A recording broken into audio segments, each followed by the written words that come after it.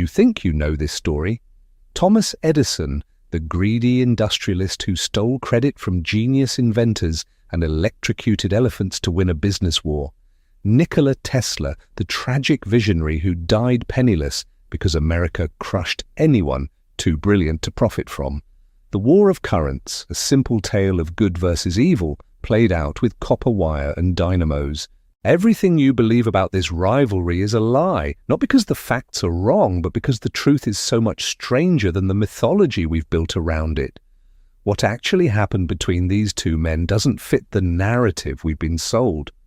The real story is darker, more complex, and infinitely more human than the comic book version that dominates popular imagination.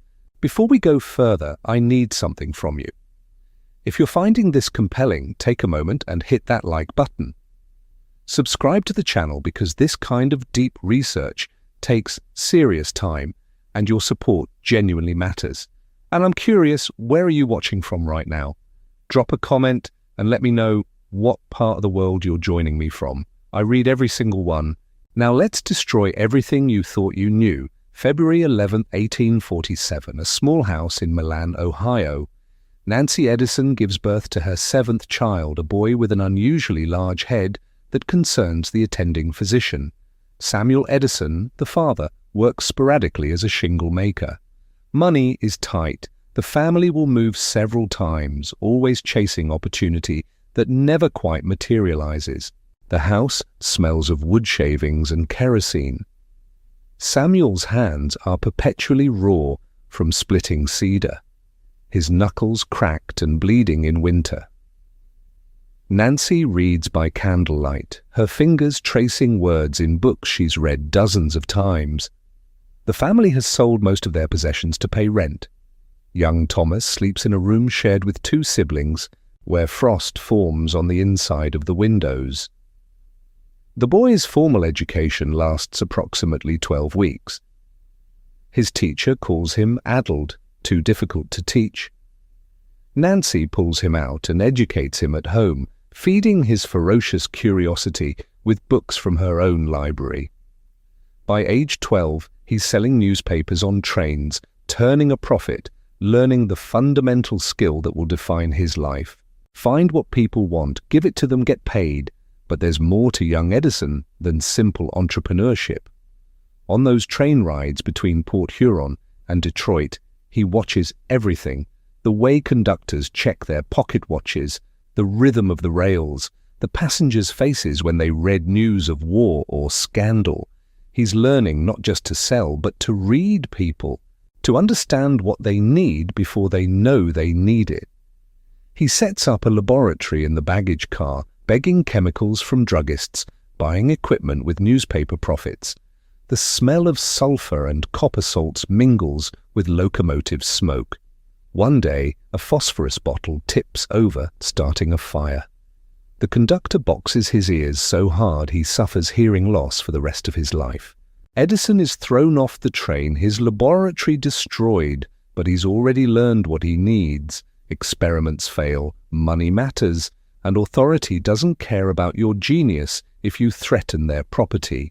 His name is Thomas Alva Edison, and nothing about his childhood suggests he will become the most famous inventor in American history. Except perhaps this: he never stops working, never stops selling, and never forgives anyone who stands in his way. July 10th, 1856. 9 years later, in Smiljan, a village so remote it barely appears on maps of the Austrian Empire, a Serbian Orthodox priest's wife delivers a son during a midnight thunderstorm. Family legend says lightning struck near the house at the exact moment of birth. The midwife declares it an evil omen. The mother responds that he will be a child of light. The boy displays abilities that unsettle his teachers. He can multiply 3-digit numbers in his head faster than they can write the problem. He visualizes mechanical systems with such clarity, he can build them without drawings or prototypes. He suffers from what we would now recognize as severe obsessive-compulsive disorder, unable to touch anything round, fixated on numbers divisible by 3 tormented by intrusive thoughts. In the small stone house where Tesla grows up, the smell of incense and old books permeates every room. His father, Milutin, prepares sermons in a study lined with theological texts in 5 languages. His mother, Juka, invents household tools in the kitchen, her hands scarred from metalwork, her mind sharp as any engineer's, though she never learned to read. Tesla watches her build egg beaters and mechanical looms from memory, visualizing each gear and lever before touching a single piece of metal. Young Nikola suffers from something his family doesn't understand. Bright lights cause him physical pain. He sees flashes of blinding illumination when stressed. He counts his steps obsessively, calculating whether each number is divisible by 3. At dinner, he arranges his food in geometric patterns, unable to eat if the symmetry is broken. His siblings think he's strange. His father worries he's possessed. But his mother recognizes something of herself in the boy's mechanical mind. When he's 7, he builds a small water wheel from local materials, more efficient than anything in the village. When he's 10, he traps a beetle, attaches it to a tiny propeller, and creates an engine powered by insect muscle. His teachers don't know what to do with him. He solves calculus problems they don't understand. He corrects their physics. He sits in class visualizing machines that won't be invented for another 30 years. His name is Nikola Tesla, and he arrives in the world already broken and brilliant in equal measure. The same neurological patterns that let him visualize rotating magnetic fields in perfect mental clarity also make him wash his hands 18 times before each meal, count every step he takes and flinch from human touch as if it burns. These 2 men should never have met. Their paths should never have crossed. Edison, the practical American businessman who barely understands the mathematics behind his own inventions.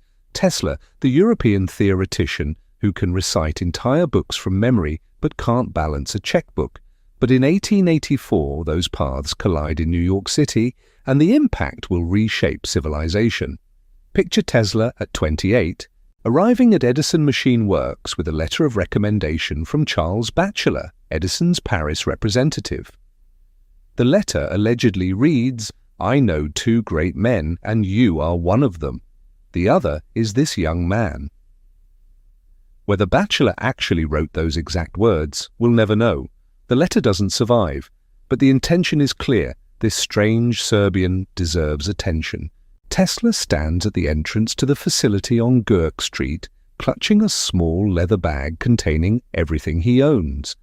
The crossing from France has left him with 4 cents in American currency. His suit, purchased in Paris, is wrinkled from sleeping in it for the past 3 nights. He hasn't eaten in 20 hours, but his collar is straight, his hair is combed, and his posture is perfect. Appearance matters even when your stomach is empty. The building before him is unlike anything in Europe.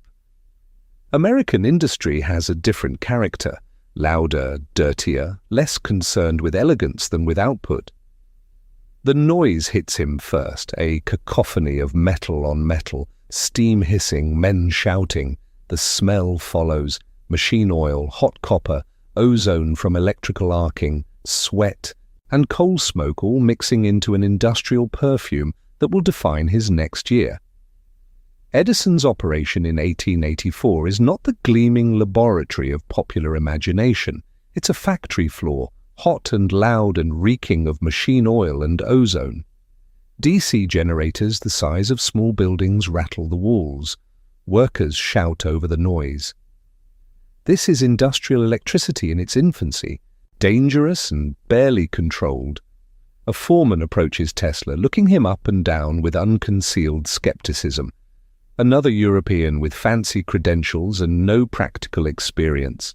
They've seen plenty of these. Most can't last a week on the factory floor. The foreman hands Tesla a set of drawings for a dynamo that's been giving them trouble, not as a serious assignment, but as a test. "Fix this," he says, not believing the thin Serbian will understand American mechanical notation. Tesla studies the drawings for 3 minutes in silence. The foreman is about to take them back when Tesla speaks. The commutator is misaligned by 0.03 degrees. The brushes are creating asymmetric resistance. You need to recalibrate the armature and replace the brush assembly. He says this in careful English, his accent thick, but his technical terminology perfect. The foreman blinks. That's exactly the problem they've been struggling with for 2 weeks. Tesla walks into this environment wearing a too formal suit, speaking careful English with a thick accent, his mind already spinning with theories Edison can barely comprehend. The two men shake hands for the first time, and nothing in that moment suggests they will become the central figures in one of history's most consequential technological battles. When Tesla finally meets Edison later that day, the contrast is absolute. Edison, 37 years old, is already famous, already wealthy, already the Wizard of Menlo Park in newspaper headlines. He works in shirt sleeves rolled to his elbows, his hands stained with chemicals. He hasn't slept in his own bed for 3 days, catching naps on workbenches. His desk is covered with half-eaten meals, technical drawings and telegrams from investors. Edison looks at Tesla and sees another European theoretician who probably can't wire a simple circuit. Tesla looks at Edison and sees the embodiment of American pragmatism, brilliant in his way, but mathematically unsophisticated. Neither assessment is entirely wrong, neither is entirely right.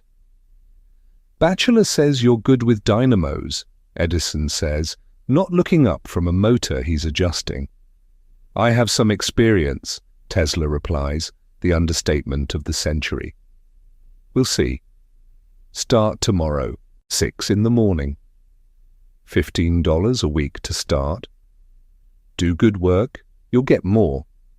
Edison finally looks up, makes brief eye contact, then returns to his motor.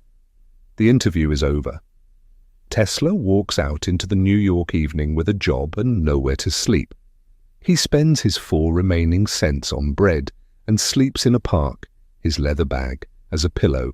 His brain already designing improvements to Edison's generators that will revolutionize the entire facility. Edison puts Tesla to work immediately, fix the dynamos, improve the efficiency, make the generators produce more power with less fuel. Standard problems for the era, the kind of incremental engineering that defines Edison's approach to invention. Edison doesn't invent new principles. He makes existing technology work better, more reliably, more profitably. Tesla approaches the problems differently. Where Edison would run hundreds of experiments through trial and error, Tesla visualizes the entire system in his mind, identifies the theoretical weakness, and implements a solution. It's not better or worse than Edison's method, it's simply different. The distinction between an engineer and a physicist, a businessman and a theorist. Within the first month, Tesla redesigns 3 major dynamos. Efficiency increases by 18%. Power output jumps. Fuel consumption drops. The other engineers watch this strange Serbian with a mixture of admiration and resentment. Who does he think he is, coming into an American shop and changing everything? But Edison notices. Whatever else you can say about Edison, he recognizes results. He starts giving Tesla harder problems. The generators supplying power to Lower Manhattan are overheating. Can Tesla fix them? The automatic regulators keep failing. Can Tesla improve them? Each challenge is a test and Tesla passes every one. Late nights, Tesla works alone in the facility, the only light coming from his test circuits. He doesn't join the other workers for drinks. He doesn't socialize. He works with an intensity that unsettles his colleagues. Sometimes he mutters to himself in Serbian, working through equations. Sometimes he stands perfectly still for minutes, visualizing machinery in his head, then suddenly springs into action, building what he's seen. Edison watches this and recognizes something of himself. The obsessive focus. The inability to stop working. the conviction that the problem can be solved if you just think hard enough. But where Edison's obsession comes from ambition and competitive drive, Tesla's comes from somewhere else, somewhere Edison doesn't understand. Tesla works like a man possessed, not by desire for success, but by the visions in his head demanding to be made real. And then comes the promise that will haunt both men forever. Here's what we know for certain. Tesla worked on improving Edison's DC dynamos for several months. We know he made significant improvements. We know he left Edison's employment abruptly in 1885. We know he spent the next year in poverty, digging ditches for Edison's own company at $2 a day, a humiliation he never forgot. Here's what we think we know. Edison promised Tesla $50,000 to redesign and improve the dynamo system. Tesla completed the work. When he requested payment, Edison allegedly laughed and said, "Tesla, you don't understand our American humor." This story appears in every Tesla biography. It's the foundational betrayal, the moment that transforms their relationship from professional disagreement into personal vendetta. It's repeated as fact in countless documentaries, books, and articles. There's just one problem. We have no evidence it happened. Not the way it's told anyway. Tesla himself is the only source for this story, recounting it in interviews and his autobiography decades later, after Edison's reputation had been secured and Tesla's own star had faded. No Edison company records mention any such promise. No contemporary accounts reference it. No other employees corroborate it. $50,000 in 1884 represents approximately 1.4 million in today's currency. More critically, it would have been nearly the entire operating capital of Edison Machine Works. The idea that Edison would casually promise this sum to a recent immigrant with 6 months' tenure strains credibility. But something happened. That much is certain. Tesla doesn't just leave Edison's employment, he flees it, convinced he's been cheated, nursing a wound that never heals. If the specific sum is questionable, the sense of betrayal is not. Maybe a manager made an offhand remark Tesla interpreted as binding. Maybe there was a miscommunication about bonuses or royalties. Maybe Edison made some kind of promise and reneged, but not for the amount claimed. Or maybe, in the decades between the event and Tesla's later recounting, memory and bitterness transformed a workplace disappointment into a villain origin story. We'll never know. The truth died with both men. What we're left with is the mythology, and mythology has power independent of factual accuracy. The story of the $50,000 has become true in the only way that matters for a documentary. It's what people believe. This is the first crack in the heroic narrative, not because Tesla lied necessarily, but because we've accepted his version without scrutiny, turned a disputed memory into gospel, and built an entire moral framework around an event that may never have occurred. If we're wrong about this, what else are we wrong about? But before we get to elephants and electric chairs, we need to understand what happened to Tesla in the year after he left Edison. Because this period, often glossed over in the mythology, reveals as much about Tesla's character as any of his inventions. After leaving Edison Machine Works in 1885, Tesla enters the darkest period of his life. The year that follows is a humiliation that scars him permanently, a descent from brilliant engineer to manual laborer that he'll reference with bitterness for the rest of his days. Picture this. A man who can design entire electrical systems in his head, who speaks 5 languages, who holds patents in multiple countries, now digging trenches in the streets of New York. Not metaphorical trenches, actual ditches for Edison's electrical conduits, $2 a day, 10 hours of back-breaking labor under the supervision of foremen who don't know his name and wouldn't care if they did, The irony is crushing. He's literally digging holes to bury the very DC cables he knows are technologically inferior to the AC system he's already conceptualized. Every shovelful of dirt is a reminder of his failure, his foolishness in trusting Edison's promise, his inability to navigate American business culture. His boarding house is in the Bowery, the roughest neighborhood in Manhattan. 6 men to a room, bedbugs in the mattresses, a shared toilet in the hallway that never quite works. He can hear rats in the walls at night. The smell of unwashed bodies and cheap whiskey permeates everything. This is as far from the Waldorf Astoria as it's possible to get while still being in the same city. He keeps his engineering drawings hidden under his mattress, wrapped in oilcloth to protect them from moisture and vermin. At night, when the other laborers are drinking or gambling or sleeping, Tesla studies his designs by candlelight, refining his vision of AC motors and transformers. The other men think he's reading religious texts.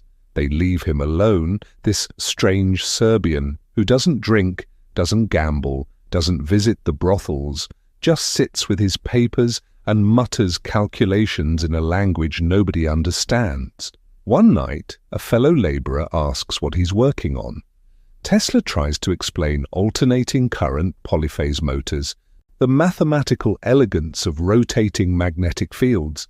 The man listens politely, then asks if any of this will get them better wages. When Tesla admits it won't, the man loses interest and returns to his card game. This is Tesla's education in American pragmatism. Ideas don't matter if they don't translate to immediate material benefit. Brilliance without business acumen is indistinguishable from madness. He's learning the lesson Edison already knows. The man who controls the money controls the narrative.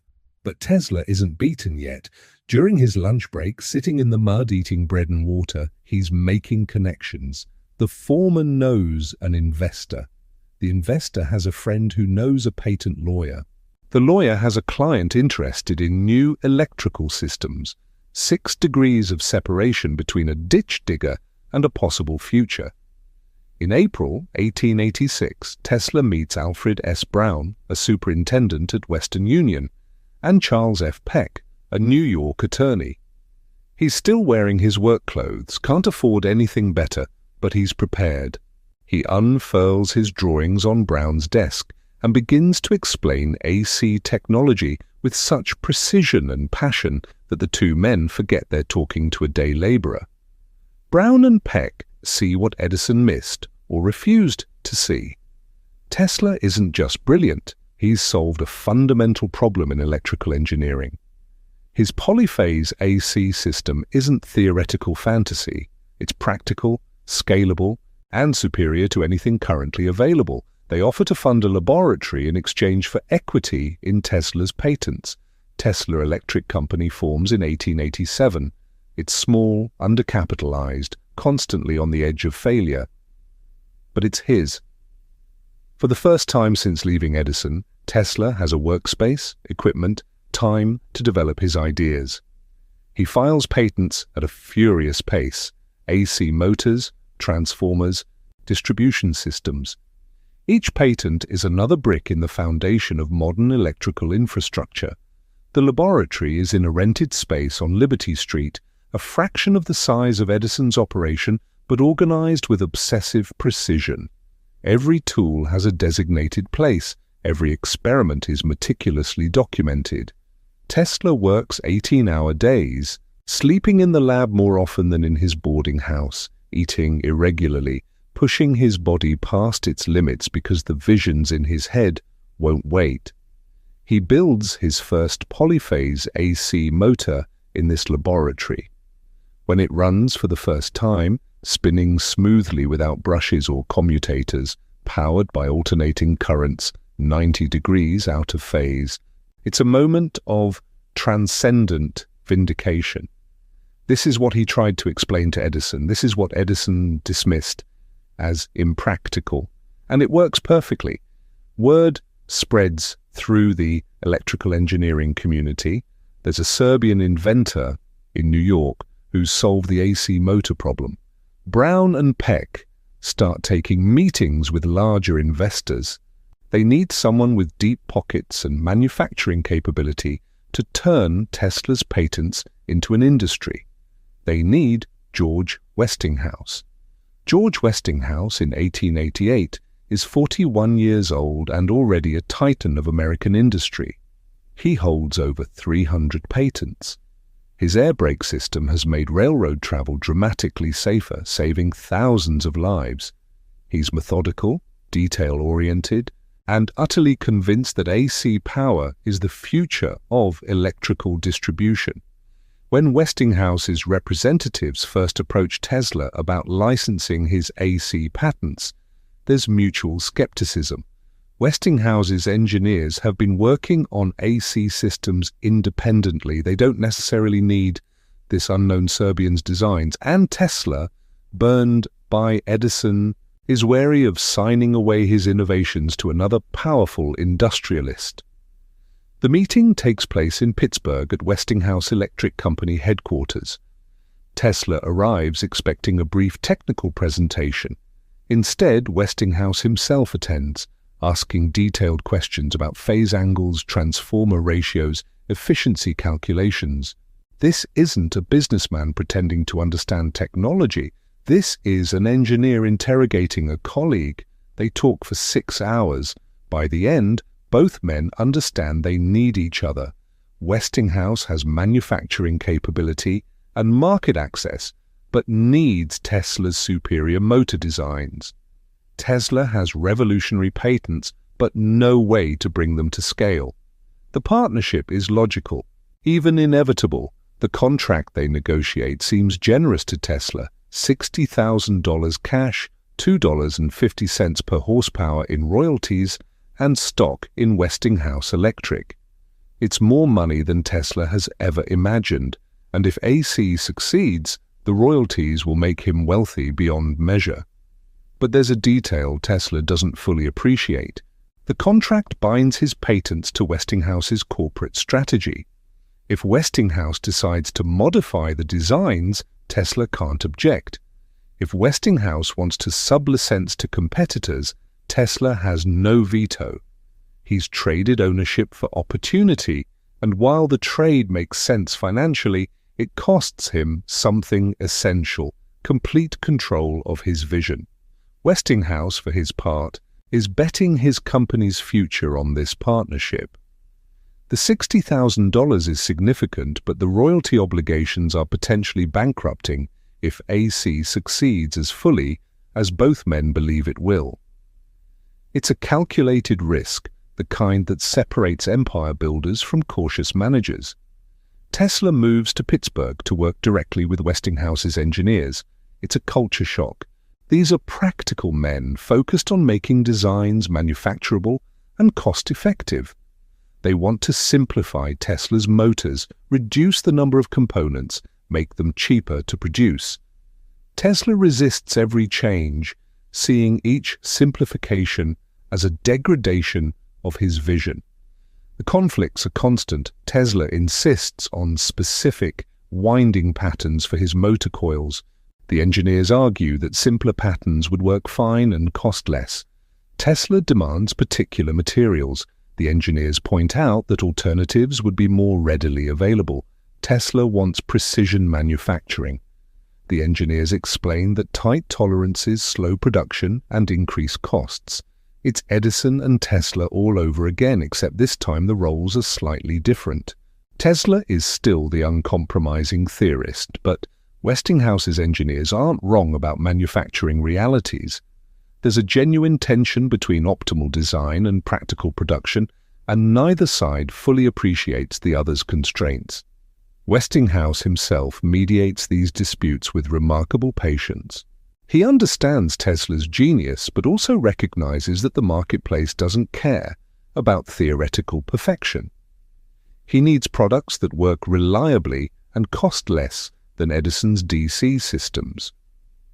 The technical superiority of AC only matters if they can actually sell it. After 6 months in Pittsburgh, Tesla returns to New York, unable to bear the constant compromises. Westinghouse understands. They'll maintain the partnership, but Tesla will work independently while Westinghouse's engineers handle manufacturing implementation. It's not an ideal arrangement, but it allows both men to focus on what they do best. This is the pattern of Tesla's entire career: brilliant innovation followed by difficulty collaborating on implementation. He can visualize the perfect system but struggles with the messy realities of bringing it to market. It's not a character flaw exactly, more a fundamental mismatch between his gifts and the requirements of commercial success. But the partnership works barely, held together by Westinghouse's diplomatic skill and Tesla's grudging acknowledgement that he needs Westinghouse's manufacturing capability. It's a fragile alliance facing an existential threat. Edison's propaganda campaign is turning public opinion against AC. All the technical superiority in the world won't matter if cities ban AC installation before the systems can prove themselves. This is the context for what comes next. Westinghouse isn't just competing with Edison. He's fighting for the survival of AC technology against a fear campaign that's proven devastatingly effective. And Edison, watching his DC empire face obsolescence, is about to escalate that campaign in ways that will define his legacy far more than any of his inventions. Let me tell you about the elephant. Topsy was a Coney Island circus elephant with a history of violence. She'd killed 3 men, including one drunk handler who fed her a lit cigarette. In January 1903, the owners of Luna Park decided she was too dangerous and scheduled her execution. Hanging was considered, then rejected as too slow. Poison was suggested. Finally, electrocution was chosen as the most humane option. On January 4, 1903, before a crowd of 1,500 spectators and a film crew from Edison Manufacturing Company, Topsy was fed carrots laced with cyanide and simultaneously electrocuted with 6,600 volts of alternating current. She died in seconds. The Edison Company filmed the event and distributed it as Electrocuting an Elephant, part of their catalogue of actuality films. For over a century, this execution has been presented as the ultimate proof of Edison's villainy during the War of Currents. Look, the story goes, he electrocuted an elephant just to make AC power look dangerous. What kind of monster does that? Except the War of Currents was effectively over by 1893, a full decade before Topsy's death. AC had won. Westinghouse had secured the Niagara Falls contract. The Chicago World's Fair had demonstrated AC's superiority to millions of visitors. Edison's own company had merged with Thomson-Houston to form General Electric, which promptly adopted AC systems. The battle was finished. Edison had no business reason to electrocute Topsy. He didn't organize the execution. The Luna Park owners made that decision independently. The Edison Company simply filmed it, the same way they filmed hundreds of other events, fires, parades, boxing matches, whatever might sell tickets at Nickelodeon's. Was it exploitative? Absolutely. Was it propaganda in the War of Currents? No. The timeline makes that impossible. But the myth persists because it's such a perfect encapsulation of the narrative we want. Evil Edison, murdering innocent animals to destroy brilliant Tesla's superior technology. The fact that it's chronologically impossible doesn't matter. The emotional truth overpowers the historical truth. This is the second crack. We've taken an unrelated event and retrofitted it into a morality play, turning Edison into a cartoon villain because the real story is too complicated for simple condemnation. Let me show you what Edison actually did during the War of Currents, and I promise you, it's disturbing enough without fictional elephants. The year is 1888. George Westinghouse has licensed Tesla's AC patents and is installing AC systems across the country, directly threatening Edison's DC monopoly. Edison's financial backers, led by J.P. Morgan, are watching millions of dollars in investment face obsolescence. Edison needs to stop AC adoption before his entire infrastructure becomes worthless. He chooses fear. Enter Harold P. Brown, an electrical engineer with ambiguous connections to Edison. Brown begins a public campaign against AC power, conducting demonstrations across New York State. His method is simple and visceral. Electrocute animals in front of audiences using AC current. The first demonstration takes place at Columbia College's School of Mines on July 30, 1888. Brown has purchased a large dog from a local pound for $3. The animal is brought onto a platform before an audience of electrical engineers, journalists, and city officials. Brown explains the dangers of alternating current while his assistant prepares the equipment. The dog is muzzled and placed on a metal plate. Brown applies 1,000 volts of direct current, Edison's system. The dog yelps, struggles, but survives. Brown waits for the animal to calm down, then explains that DC, while uncomfortable, is survivable. Then he switches to AC. 300 volts of alternating current. The dog's body goes rigid, its eyes roll back, it defecates and urinates simultaneously. The smell hits the front row. Some audience members look away, others lean forward, fascinated by the grotesque spectacle. The dog is still alive, whimpering and convulsing. Brown increases the voltage to 700. The dog's screaming becomes intolerable. Someone in the audience shouts for him to stop. Brown ignores them and continues his lecture on the dangers of AC power while the animal writhes in agony. Finally, at 1,000 volts AC, the dog dies. The newspapers cover the demonstration. Some are horrified, others are convinced Brown has proven his point visually, viscerally. AC looks dangerous because watching something die is always convincing, regardless of the technical merits. Dogs are the primary victims. Brown purchases them from street peddlers, brings them to public exhibitions, and kills them with AC shocks while explaining to the audience how dangerous this current is. Sometimes the animals die quickly, sometimes they scream and thrash for minutes. Sometimes they survive the first shock and must be electrocuted repeatedly before they finally die. Calves follow, then horses. The demonstrations grow larger and more theatrical. Brown carefully calibrates the voltage to ensure the deaths are dramatic but not instantaneous. He wants the audience to witness suffering, to associate AC with pain and danger. At a demonstration in West Orange, New Jersey, Brown electrocutes a horse. The animal weighs over 1,000 pounds. It takes multiple shocks to kill it, each one causing the horse to collapse, struggle to its feet, then collapse again. The demonstration lasts nearly 20 minutes. When it's finally over, the smell of burned hair and flesh fills the demonstration hall. Several audience members have vomited. But they'll remember this. They'll remember that AC kills. Edison's role in this campaign is carefully obscured. Brown conducts the demonstrations independently, but research into Edison's papers, conducted decades later, reveals the truth. Edison provided the facilities. He supplied the equipment. He offered technical advice. His employees assisted in the background. He funded Brown's work while maintaining plausible deniability in public statements.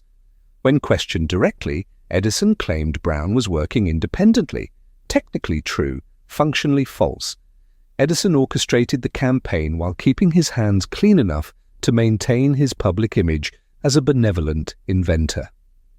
Letters between Edison and Brown, discovered in archives years later, reveal the coordination. The alternating current machines are dangerous, Edison writes to Brown in 1888, and we should spare no effort in emphasizing their dangers to the public. He suggests specific voltages for maximum dramatic effect. He recommends which animals to use. He even proposes the word Westinghoused to describe execution by AC current, trying to permanently associate his competitor's name with death. This is sophisticated propaganda, the kind that requires institutional resources and strategic planning. Edison didn't personally kill those animals. He didn't need to. He created the conditions for their deaths, aimed the weapon, and let someone else pull the trigger. And it gets darker. In 1888, New York State is debating whether to replace hanging with a more humane method of execution. Edison sees an opportunity. If he can convince the state to use AC for executions, he can permanently link AC power with death in the public consciousness. He can literally make AC synonymous with killing. The electrical execution law is being debated in the state legislature. A commission has been formed to study alternatives to hanging, which is increasingly seen as barbaric and unreliable. Sometimes the neck breaks cleanly, sometimes the condemned slowly strangles, sometimes the rope breaks and the whole grotesque process must be repeated. Edison sees this moment and acts. He funds Harold P. Brown's lobbying effort. Brown testifies before the state legislature, demonstrating how AC can kill more reliably than hanging. He recommends AC specifically because it's so dangerous. The state commission agrees. In 1889, New York becomes the first state to adopt electrocution as its official execution method, using AC current. Edison's team goes further. They secretly purchase used Westinghouse AC generators through intermediaries, specifically to power the electric chair. When Westinghouse learns of this and tries to block the sale, Edison's representatives outbid him. They're determined to ensure that the first electric chair runs on Westinghouse equipment. Westinghouse is furious. He refuses to sell generators directly for this purpose, considering it an unethical use of his technology. So Edison's agents buy them through front companies, paying premium prices because the propaganda value is worth any cost. Imagine competing so ruthlessly that you'll pay extra money just to ensure executions are powered by your rivals' generators. Edison even suggests a new verb for execution by electrocution. To Westinghouse someone, as in, the murderer will be Westinghouse next week. Imagine being Westinghouse, watching your competitor try to turn your company name into slang for execution. George Westinghouse, in his Pittsburgh office, reads the newspaper reports with growing horror. He's a businessman, yes, but he's also an engineer who believes in his technology's potential to improve lives. He holds over 300 patents. He developed the railroad air brake that saves countless lives every year. And now his name is being weaponized to mean death. He meets with his lawyers, with his public relations advisors, with anyone who might help counter Edison's campaign. But what can he do? Sue Edison for suggesting a word? Protest the state's choice of execution method? Any public opposition makes him look like he's defending murderers. Edison has created a perfect trap. Fight back and look callous, stay silent, and let the association cement itself in public consciousness. Westinghouse chooses to fight anyway. He funds defense lawyers for William Kemmler, the first man sentenced to die in the electric chair, not because he cares about Kemmler's fate, but because he wants to delay and delegitimize the process. If he can prove that electrocution is cruel and unusual punishment, he can undermine Edison's entire propaganda campaign. August 6, 1890, Auburn Prison, New York. William Kemmler, convicted of murdering his common-law wife with a hatchet, becomes the first person executed by electric chair. The execution is a horror show. The initial 17-second shock fails to kill him. Witnesses report the smell of burning flesh and hair. A physician checks for a heartbeat and finds one. They shock him again, this time for over a minute. His blood vessels rupture. His skin chars. Witnesses vomit and faint. One reporter describes it as an awful spectacle, far worse than hanging. Another writes that Kemmler's body gave off the stench of burning meat. The warden of Auburn Prison reportedly said afterward that he'd rather perform 10 hangings than witness another electrocution. Westinghouse, when told about the botched execution, reportedly says they would have done better using an axe. This is what Edison orchestrated, not the botched execution itself. That's on the prison officials and the primitive technology, but the deliberate association between his competitor's product and state-sanctioned killing. This is business strategy weaponized through death. And yet even now the narrative isn't simple, because while Edison is conducting this campaign of fear, his own DC systems are killing people too. DC power stations catch fire regularly. Workers die from electrical accidents. The low voltage of DC requires such high amperage that the cables run dangerously hot, houses burn, people are electrocuted. In December 1890, a DC generating station in Lower Manhattan catches fire, killing 2 workers and leaving thousands without power for 3 days.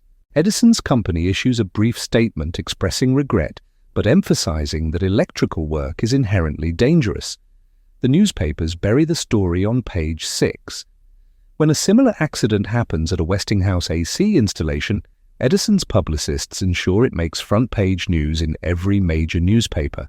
The double standard is blatant but effective. Fear spreads asymmetrically because Edison controls the narrative. Edison doesn't publicize these incidents the way he publicizes AC dangers. He can't. His entire campaign depends on positioning DC as safe and AC as deadly. The reality is that both systems are dangerous in 1890 because electrical infrastructure is still primitive and poorly understood. AC is more dangerous in some configurations, DC in others. Neither is safe by modern standards, but Edison isn't arguing from a position of technical superiority. He's arguing from a position of financial desperation. AC can transmit power over distances that make DC systems obsolete. This isn't a debate between equivalent technologies, it's a battle between an existing monopoly and a superior replacement. Edison knows he's going to lose. He must know on some level that AC's advantages are insurmountable. But he fights anyway because the alternative is admitting that his entire infrastructure is obsolete, that the millions invested in DC systems are effectively worthless, that everything he's built is a dead end. So he kills dogs and lobbies for electric chairs and spreads propaganda about AC's dangers while his own systems burn down buildings. This isn't the behavior of a confident innovator defending superior technology. This is the behavior of a desperate businessman watching his empire crumble. And the really uncomfortable truth? It almost works. By 1890, several cities have banned AC power based on Edison's campaign. State legislators are considering broader restrictions. Public fear of AC is genuine and widespread. If AC adoption had been delayed even a few more years, the economic advantages might not have mattered. DC could have become so entrenched that replacing it would have been economically impossible. Tesla and Westinghouse are on the edge of losing everything, not because their technology is inferior, but because Edison is better at manipulating public perception. Then comes the World's Fair. Imagine Chicago in 1893, the World's Columbian Exposition, celebrating the 400th anniversary of Columbus's arrival in the Americas. This is the Gilded Age at its peak, America announcing itself as a global power. 27 million people will attend over 6 months. Every major nation has a pavilion. This is the event that will define how the world sees American technology. And it needs power, lots of power, more power than has ever been required for a single installation in human history. General Electric, the company formed from Edison's former enterprises, bids $554,000 to illuminate the fair with DC. Westinghouse, in a move that borders on financial suicide, bids $399,000. He's betting the entire company on this contract. If he loses, or if the installation fails, Westinghouse Electric will likely collapse. In his Pittsburgh office, Westinghouse sits with his chief engineer, calculating whether they can actually deliver on this bid. The numbers are terrifying. They'll need to design and manufacture custom dynamos. The wiring will be unprecedented. They'll need to train crews to install and maintain systems at a scale never attempted. And they'll make almost no profit, maybe even lose money because this bid is lower than their actual costs. We can't afford to do this, the engineer says, spreading the calculations across Westinghouse's desk. We can't afford not to, Westinghouse replies. He understands that this isn't just a construction contract. This is the future of electrical power distribution. Whoever lights the World's Fair will set the standard for the next century. If General Electric wins, DC becomes permanent. If Westinghouse wins, AC becomes inevitable. He signs the bid documents with a hand that doesn't shake, gambling everything on his belief that Tesla's system is superior and that he can make it work at scale. Westinghouse wins, the fair will run on AC. Now, Westinghouse and Tesla have to deliver on a promise that's never been attempted at this scale. 250,000 incandescent lights, massive arc lights illuminating the Court of Honor, the first large-scale demonstration of AC's ability to power a city. The construction period is chaos. Westinghouse's crews work 18-hour days installing cables, setting up transformers, testing circuits. Every system is being invented on the fly. There are no textbooks for electrical installations at this scale. There are no safety standards because nobody's done this before. Workers are electrocuted, burned, injured by equipment failures. Tesla, now working as a consultant, visits the site multiple times. He walks through the fairgrounds at night, visualizing where the power will flow, where bottlenecks might develop, where transformers need reinforcement. His suggestions are often unintuitive, but always correct. Westinghouse's engineers learn to trust the strange Serbian's instincts even when they contradict conventional wisdom. Edison's representatives watch, waiting for failure. They send engineers to observe, writing reports back to Edison detailing every problem, every delay, every accident. If AC can't handle this load, if the system crashes or causes accidents, the narrative swings back to DC. Everything depends on opening night. Rumors spread through the electrical industry. The AC system will fail spectacularly. The massive load will overload the generators. There will be fires, explosions, deaths. Edison hasn't said any of this publicly, but his people whisper it to journalists, to investors, to anyone who will listen. The uncertainty is its own form of sabotage. May 1st, 1893, President Grover Cleveland presses a button. 200,000 lights ignite simultaneously, flooding the fairgrounds in artificial daylight. The crowd, estimated at over 100,000, falls silent for a moment, then erupts in cheers. Nothing like this has ever existed. The scale, the brightness, the sheer impossibility of it. One witness describes the moment. It was as if the sun had been commanded to rise at night. Another writes, the buildings themselves seemed to generate light, as if architecture had been transformed into pure illumination. The electricity building, ironically, is the brightest of all, demonstrating the very technology that powers the entire fair. For 6 months, millions of visitors walk through the White City, as the fairgrounds are called, surrounded by AC power that never fails, never falters, never kills anyone. They see electrical fountains, illuminated buildings, the first Ferris wheel, all powered by the same system Edison claimed was too dangerous for public use. Children press buttons that turn on lights. Couples walk through electrically illuminated gardens. Elderly visitors who remember reading by candlelight stand in rooms brighter than daylight, powered by generators miles away. The visceral personal experience of AC electricity working safely and beautifully destroys Edison's fear campaign more effectively than any technical argument could. The psychological impact is total.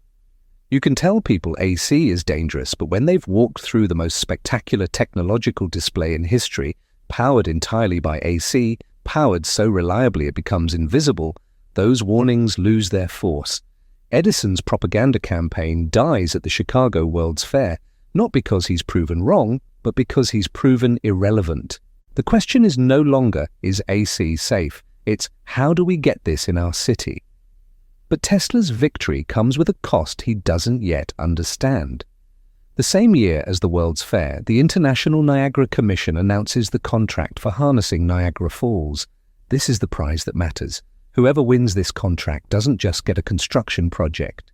They set the standard for how electrical power will be generated and distributed for the next century. The Commission has been deliberating for 3 years, examining proposals from around the world. European engineers propose compressed air systems. Others suggest rope drives and hydraulic transmission. Edison's company proposes DC generation with local distribution. Westinghouse proposes Tesla's polyphase AC system with long-distance transmission. George Westinghouse, using Tesla's polyphase AC system, wins the contract over General Electric. It's a complete repudiation of DC technology. Even Lord Kelvin, the most respected scientist in the world and an initial DC supporter, switches his endorsement to AC. Lord Kelvin's reversal is particularly devastating for Edison. Kelvin is the ultimate scientific authority, the man whose opinion shapes engineering decisions worldwide. He'd initially declared that AC was unworkable for power transmission. After the World's Fair, after examining Tesla's patents, after witnessing the fair's flawless operation, he publicly changes his position. "I was wrong," Kelvin writes in an open letter to the Niagara Commission.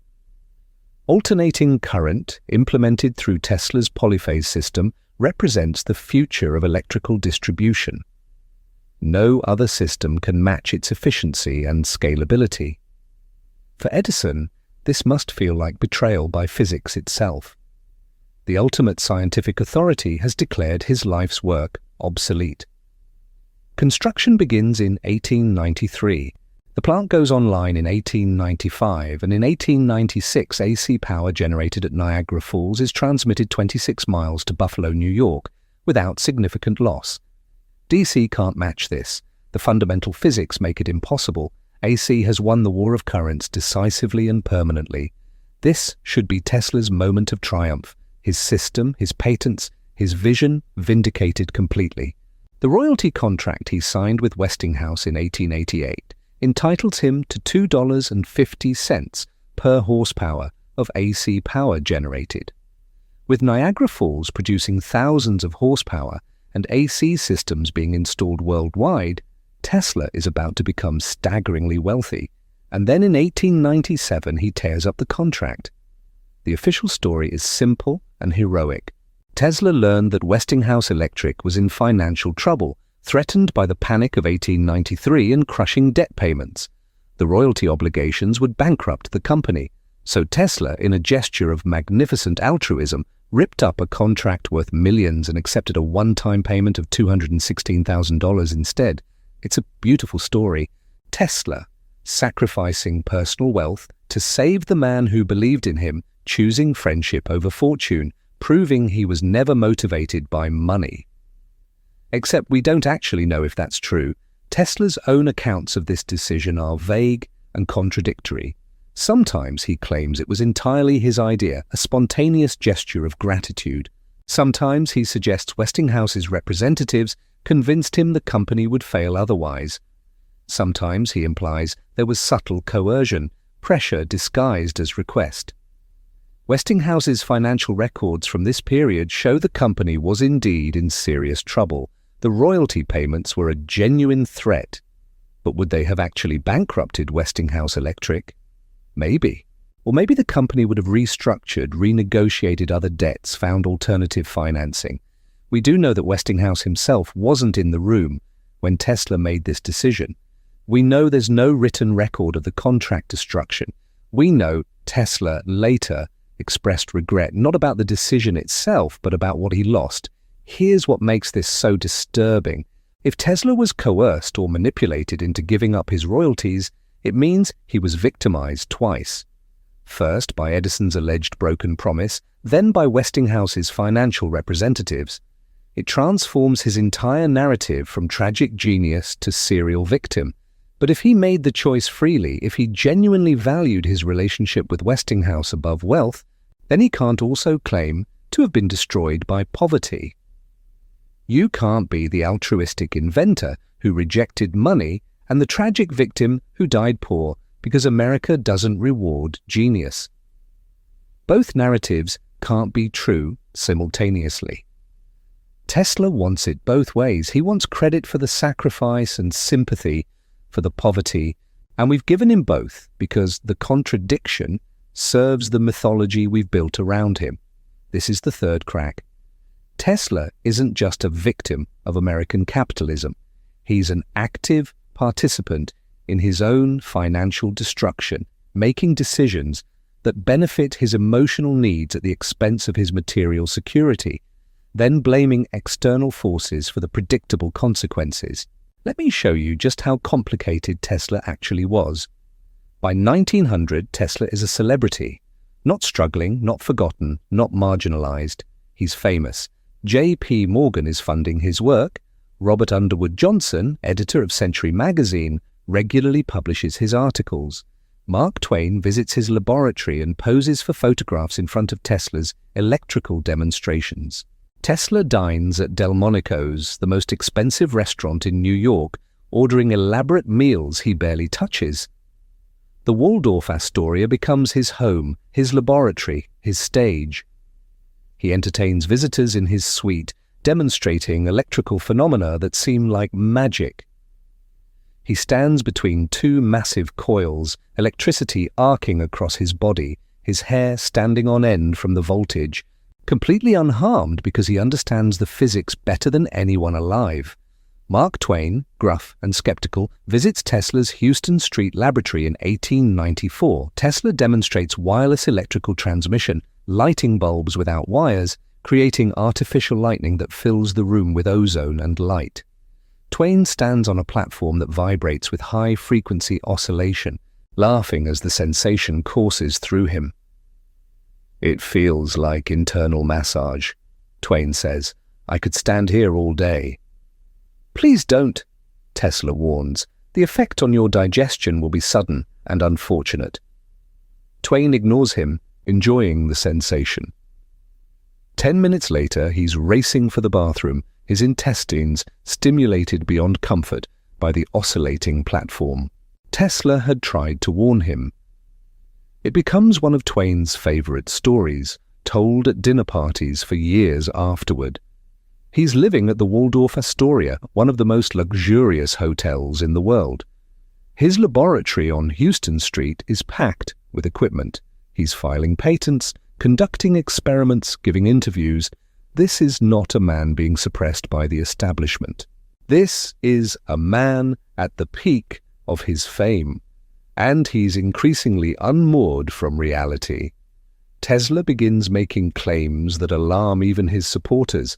He's receiving communications from Mars. He's developed a death ray that can destroy armies from hundreds of miles away.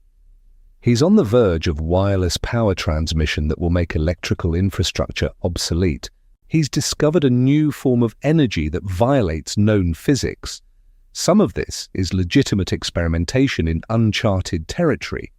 Wireless transmission in particular will eventually be vindicated decades later with radio and modern wireless power.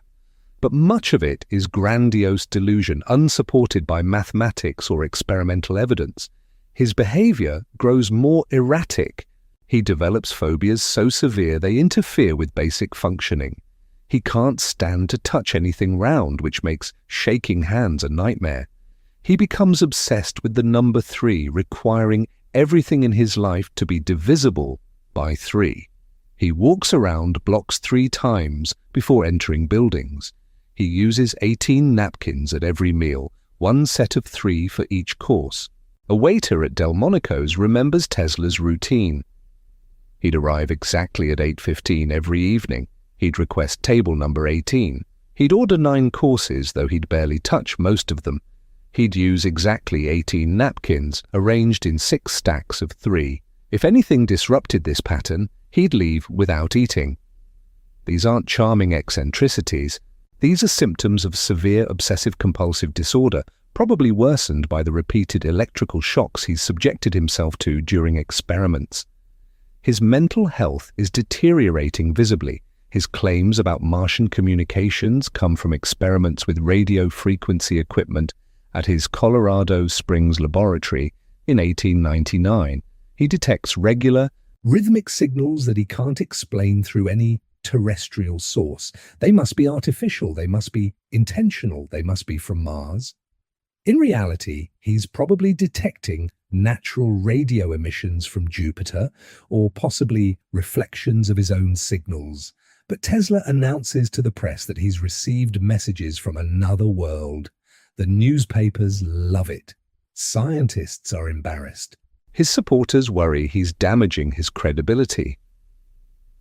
"I will never forget that first feeling of hearing signals from an alien intelligence," Tesla tells reporters. "It was a supreme satisfaction to know that I'd been the first to hear the greeting from one planet to another." So the problem isn't that he detected unusual signals. The problem is that he jumps to the least plausible explanation and presents it as fact. This pattern accelerates as he ages. Interesting observation, insufficient analysis, grandiose conclusion, public announcement. And he's burning money as fast as he can acquire it. The Wardenclyffe Tower project, his attempt to create worldwide wireless power transmission, consumes Morgan's investment and Tesla's own resources. The tower is never completed. The technology, as Tesla envisions it, is impossible with contemporary understanding of physics. He's chasing something that can't work, pouring money into an increasingly desperate attempt to prove everyone wrong. Meanwhile, Edison faces his own reckoning. The war of currents is over, and he lost. By 1892, his company merges with Thomson Houston to form General Electric, and one of the merger conditions is brutal. Edison loses control. The new company adopts AC systems. Everything Edison fought for, all the propaganda, all the dead dogs, all the electric chair lobbying, it was for nothing.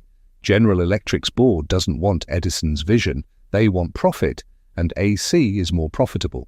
The man who built the company, whose name is literally in the corporate title, becomes a figurehead. He still has his West Orange laboratory, he still has wealth and fame, but the empire he built has moved on without him. Edison's response is to double down on other inventions. He pivots to mining, developing magnetic ore separation techniques. He invests heavily in cement production. He improves storage batteries. These are practical, profitable ventures, the kind of incremental innovation that made him successful initially. But none of them has the revolutionary impact of his earlier work. There's a bitterness in Edison's later years that his cheerful public persona can't quite hide. He gives interviews where he dismisses AC as that Tesla current, as if minimizing the other man's contribution will retroactively validate his own resistance. He tells journalists that his DC system was superior for battery charging, for electroplating, for specialized applications, grasping at technical niches where DC still has advantages. He's not wrong about these niche applications. DC does have specific uses where it's superior, but the larger battle is lost and everyone knows it. The electrical grid of the 20th century runs on AC, powered by Tesla's patents and Westinghouse's manufacturing. Edison's DC systems are relegated to specialty applications, museum pieces, historical footnotes to the main story. The two men, Edison and Tesla, never speak again after their partnership dissolved. They move in the same circles occasionally, attend the same conferences, receive awards at the same ceremonies, but they never acknowledge each other. The bitterness runs too deep, the sense of mutual betrayal too strong to overcome. In 1915, rumors circulate that Edison and Tesla will share the Nobel Prize in Physics. The newspapers report it as fact. Congratulatory telegrams arrive. Then the Nobel Committee announces the actual winner, William Henry Bragg and William Lawrence Bragg, for X-ray crystallography. Neither Edison nor Tesla receives anything. The mythology later claims that both men refused the prize because they couldn't bear to share it with each other. It's a perfect story. Two brilliant men, so consumed by rivalry that they reject the highest honor in science rather than share glory. Except it's not true. The Nobel Committee never offered them the prize. The rumors were just rumors, journalistic speculation without foundation. But the myth persists because it fits our narrative of their relationship. Eternal enemies, unable to reconcile even for immortal recognition. The reality is simpler and sadder. The Nobel Committee didn't consider them for the prize because neither made the kind of fundamental, theoretical breakthrough that Nobel recognition traditionally required. Edison was an inventor and innovator, not a theoretical physicist. Tesla made enormous practical contributions to electrical engineering, but he didn't discover new physical laws. Both men deserved recognition for their contributions to technology. Neither quite fit the Nobel Committee's criteria for groundbreaking physics. It wasn't personal. It wasn't about their rivalry. It was about the distinction between engineering achievement and fundamental scientific discovery. But we want the rivalry to be central to everything. We want their mutual animosity to be so powerful it shapes the arc of their lives and the recognition they receive. So we invent stories about refused Nobel Prizes and eternal enmity, because those stories are more dramatically satisfying than the truth. Two men who fought bitterly over technological standards, then moved on to other concerns, occasionally bitter, but mostly just. Over it. J. P. Morgan, America's most powerful banker, initially invests $150,000 in Wardenclyffe. He believes Tesla is building a transatlantic wireless telegraphy system to compete with Marconi. What he doesn't understand is that Tesla has much grander ambitions, free wireless power for the entire world. When Tesla reveals his true plans, Morgan is furious. "You've deceived me about the nature of this project. I invested in commercial telegraphy, not fantasy." "It's not fantasy," Tesla insists. "The Earth itself can be used as a conductor. Wireless power is achievable. I've done the mathematics." "Then show me results," Morgan says. "Demonstrate wireless power transmission. Convince me this isn't madness." Tesla can't. The tower is incomplete. The equipment isn't working. He's running out of money and out of time. He needs more funding, just a bit more, and he can prove everything. When the funding dries up, Tesla blames Morgan, claims Morgan deliberately sabotaged the project because wireless power would eliminate the profit from electrical infrastructure. It's a convenient narrative. The evil banker destroying the altruistic inventor's gift to humanity. The reality is simpler and sadder. Morgan cuts funding because Tesla can't demonstrate results. The technology doesn't work. Morgan isn't suppressing genius. He's declining to throw good money after bad. Morgan's perspective makes sense. He's invested $150,000, roughly $4 million in today's currency. Tesla has built an impressive tower and generated spectacular electrical displays, but hasn't demonstrated anything commercially viable. Marconi has already achieved transatlantic wireless telegraphy with simpler equipment at lower cost. From a business standpoint, continuing to fund Wardenclyffe is irrational, but Tesla can't accept this.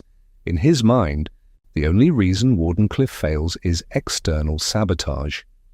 It can't be that his vision exceeded technological possibility. It can't be that his business model was flawed. It must be conspiracy, suppression, the forces of capital crushing revolutionary innovation. This pattern defines Tesla's later life: ambitious projects, insufficient results, lost funding, blame externalized. By 1915, Tesla is effectively broke again. The Wardenclyffe property is sold to pay debts. His laboratory equipment is auctioned. He's living in increasingly modest hotels, moving every few years when he can't pay rent.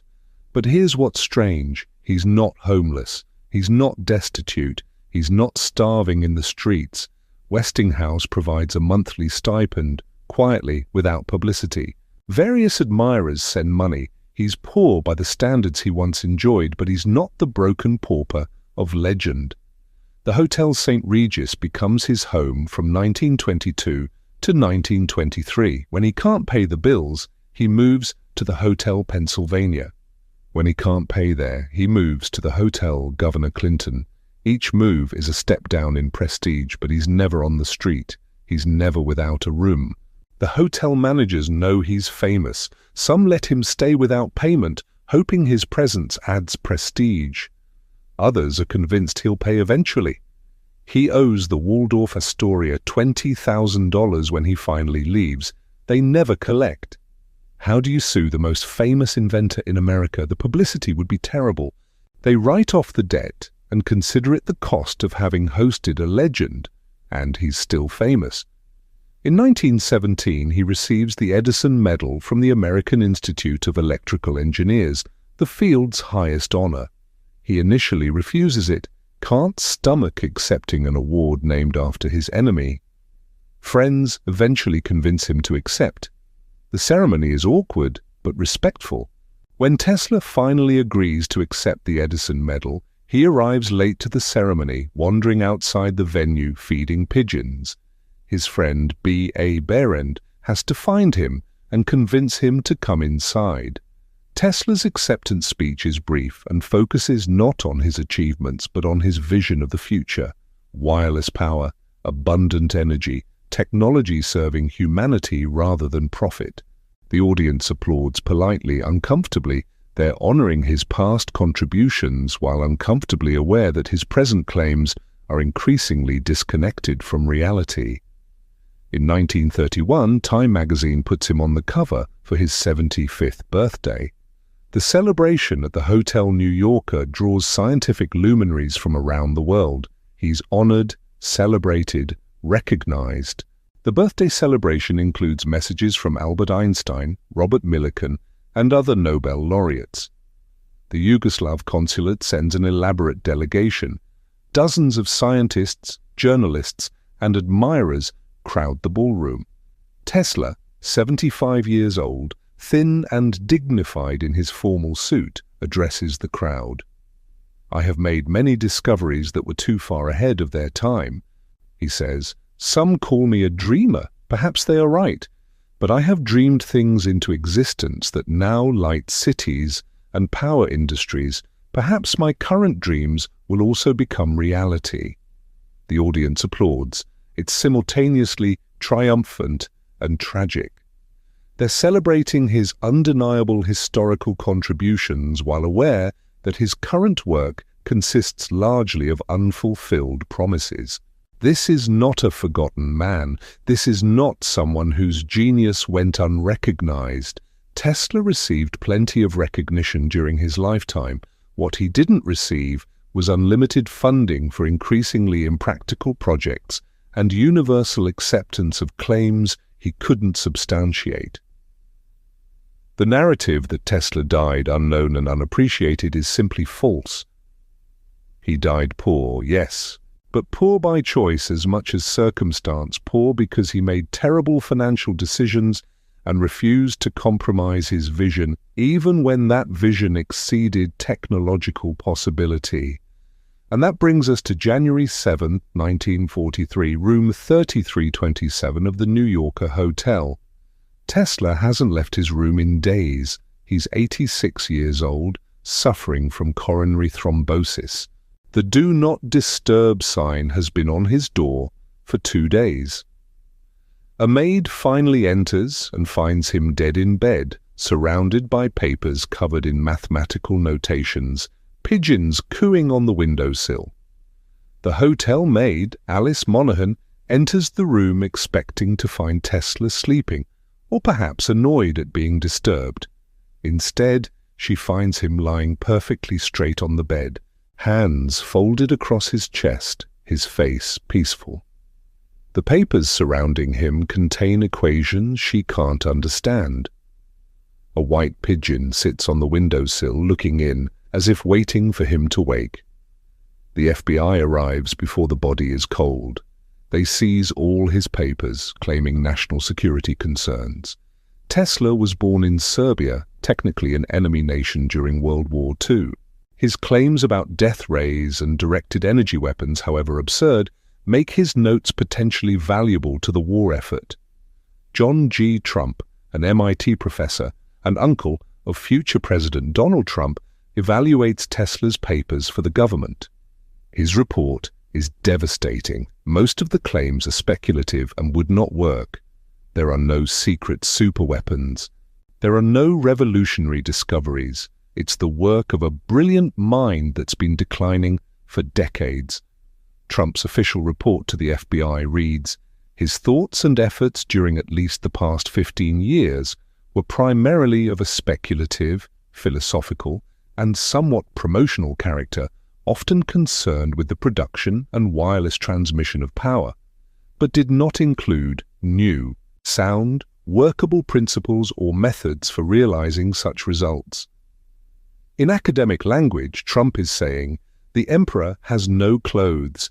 Tesla's late-life claims were fantasies. The death ray doesn't exist. The wireless power transmission system doesn't work. There are no secret discoveries to confiscate." Tesla's funeral at the Cathedral of St. John the Divine draws 2,000 people. Bishops and scientists speak. The Yugoslav king sends a message. It's respectful, even grand.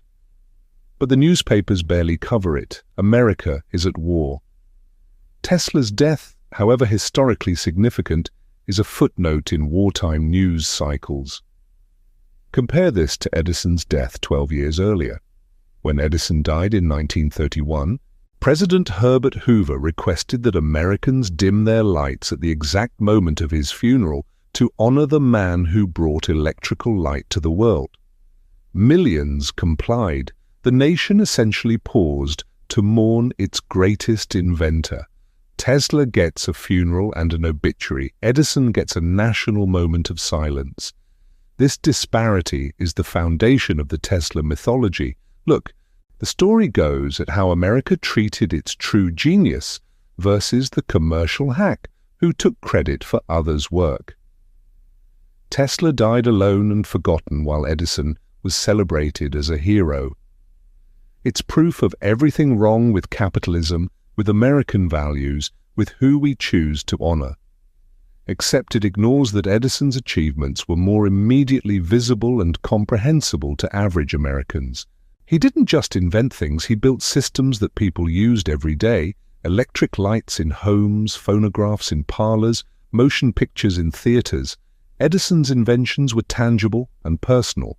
Tesla's contributions, while arguably more foundational to modern electrical systems, were infrastructure level.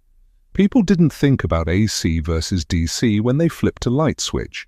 They thought about Edison, the Wizard of Menlo Park, the man whose name was on the light bulb. This isn't injustice. This is the natural difference in recognition between consumer-facing innovation and engineering infrastructure. Both matter. Both change the world. But only one creates personal connection with millions of individuals. And frankly, Edison was better at public relations. He cultivated his image carefully, he gave journalists access, he demonstrated his inventions personally, he understood that controlling the narrative was as important as developing the technology. Tesla, brilliant as he was, never grasped this. He made grand claims without evidence, alienated potential supporters with erratic behavior, and retreated from public life precisely when maintaining visibility would have helped his legacy.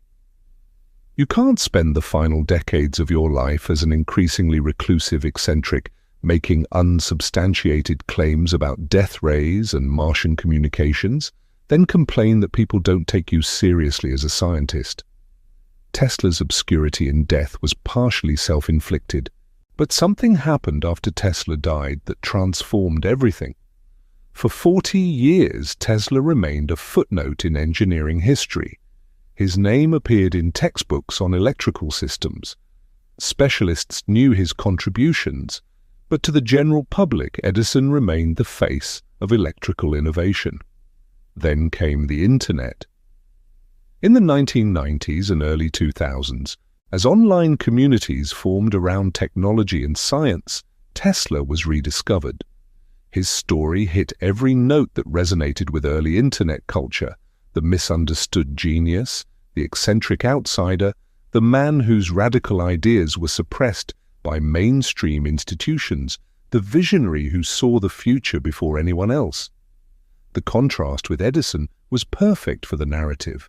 Edison became the corporate villain, the suit who stole credit and crushed innovation. Tesla became the hero, the pure researcher who cared only about advancing human knowledge. Webcomics immortalized this dynamic. Matthew Inman's The Oatmeal published a viral comic in 2012 titled "Why Nikola Tesla Was the Greatest Geek Who Ever Lived," that cemented the modern mythology. It presented Edison as a thief and Tesla as a saint, based on claims that ranged from exaggerated to demonstrably false. The comic repeated the $50,000 story as fact. It credited Tesla with inventing technologies he had nothing to do with. It ignored his documented failures and eccentric behavior, and it spread like wildfire, shaping how millions of people understood the Edison-Tesla relationship. Suddenly, Tesla was everywhere. Elon Musk named his electric car company after him. Steampunk fiction made him a recurring character. Video games featured him as a playable character. He became the patron saint of internet geeks, the symbol of how true genius goes unrecognized while charlatans get rich. This cultural resurrection is fascinating because it reveals more about us than about Tesla. We needed a hero who represented technical brilliance over business acumen, purity of purpose over commercial success, imagination over pragmatism. Tesla's life story, properly curated and simplified, provided that hero. Never mind that the real Tesla was far more complicated. Never mind that Edison's contributions were more substantial than the caricature allowed. Never mind that the war of currents was a complex business and technical dispute, not a morality play. The mythology was too perfect to let facts interfere. And here's the really insidious part. This mythology actually dishonors Tesla's real achievements. By turning him into a flawless martyr, we strip away his humanity. We ignore his agency and his own failures. We pretend his mental illness and poor decision-making didn't affect his life trajectory.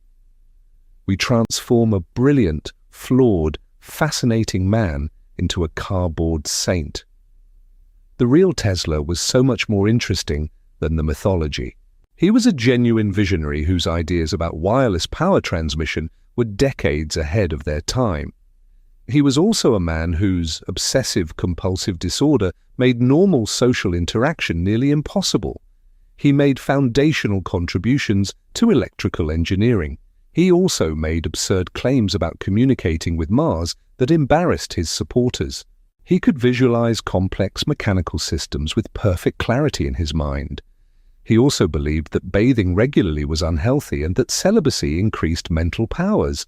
He developed AC systems that power the modern world.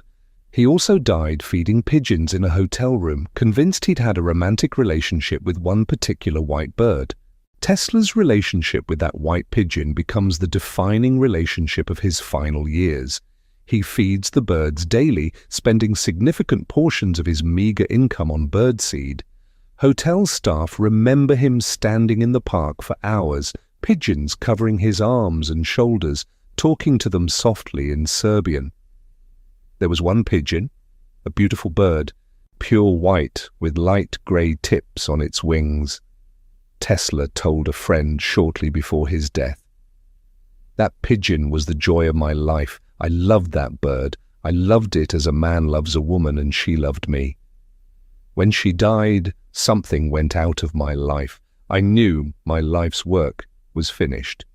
And this isn't poetic metaphor. Tesla literally believed he had a romantic relationship with a pigeon. The line between genius and delusion had become impossible to locate. You can't separate these contradictions. They're the same person. The genius and the delusion flow from the same source. His ability to visualize impossible things made him brilliant and unhinged simultaneously. But the mythology requires simplification. It requires Tesla to be purely good and Edison purely bad. It requires the war of currents to be about vision versus greed, not about two different approaches to technological development, both of which had merit and limitations. So let's talk about what Edison actually contributed, because the demonization has gotten so extreme that we've forgotten he was, despite his flaws, genuinely innovative. Edison didn't invent the light bulb. This is true. At least 20 other inventors developed incandescent lights before him. But every previous version had critical flaws. They burned out too quickly, required too much power, cost too much to produce, or couldn't be manufactured at scale. Edison's contribution wasn't the concept. It was making the concept work commercially. He tested thousands of filament materials before finding carbonized bamboo. He developed the entire infrastructure: generators, wiring, switches, fixtures. He created the first electrical distribution system. He made electric light practical and affordable. The testing process alone demonstrates Edison's approach to innovation. He didn't theorize about the ideal filament material. He tested everything: platinum, carbon, various metals, plant fibers. His team tested over 3,000 different materials. Each failure provided data. Each test eliminated possibilities.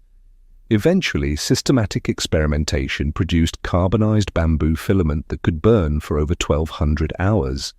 This isn't sexy innovation. It's not the flash of pure genius. It's grinding, systematic problem-solving, the kind that requires enormous patience and resources. Edison was brilliant at this. He built teams, organized research, tested relentlessly, and turned ideas into products people could actually use. His laboratory at Menlo Park invented the research and development model that every modern tech company uses. Before Edison, inventors worked alone or in small partnerships. Edison created the Industrial Research Laboratory, specialized teams, systematic experimentation, patent management, commercial development, all under one roof. Menlo Park was revolutionary not for any single invention, but for its organizational structure. Edison hired specialists, machinists, glassblowers, mathematicians, experimenters. He set up systematic record-keeping. He created a culture of intensive experimentation where failure was expected and learned from. He connected research directly to manufacturing and marketing. Google, Apple, Microsoft, every major tech company traces its R&D structure back to Edison's model. That's his real legacy. Not any specific invention, but the process of organized innovation. The phonograph was entirely Edison's concept. Previous sound recording devices existed, but nothing that could actually play back recorded audio. Edison sketched the basic design, handed it to a machinist, and had a working prototype in 30 hours. It was crude and barely functional, but it proved the concept. The machinist, John Crucy, looked at Edison's sketch skeptically. "What's this supposed to do?" "Talk," Edison replied. Crucy thought he was joking, but he built it anyway. A cylinder wrapped in tinfoil, a stylus connected to a diaphragm, a simple crank mechanism. When Edison spoke into the device and then played it back, hearing his own voice reciting "Mary had a little lamb," even he was startled. "I was never so taken aback in my life," Edison said later. "I had conceived the idea, but I didn't fully believe it would work." Edison improved it through hundreds of iterations until it became the entertainment technology that dominated the early 20th century. This is pure innovation, seeing a possibility no one else had imagined, building it, then making it work. Motion pictures follow the same pattern. Edison didn't invent the camera or the concept of moving pictures, but his kinetoscope was the first practical motion picture viewing device. His film studio, the Black Maria, was the first dedicated film production facility. His company's technical standards became the foundation of the film industry. Again, not purely original, but transformative. Edison took existing concepts and turned them into industries, and his business practices, while often ruthless, weren't unusual for the Gilded Age. Every major industrialist of the era used similar tactics: aggressive patent litigation, market control, public relations manipulation. J.P. Morgan, Andrew Carnegie, John D. Rockefeller, all of them built empires through similar methods. Edison was arguably less ruthless than most. He didn't create company towns where workers had no choice but to buy from company stores. He didn't hire private armies to break strikes.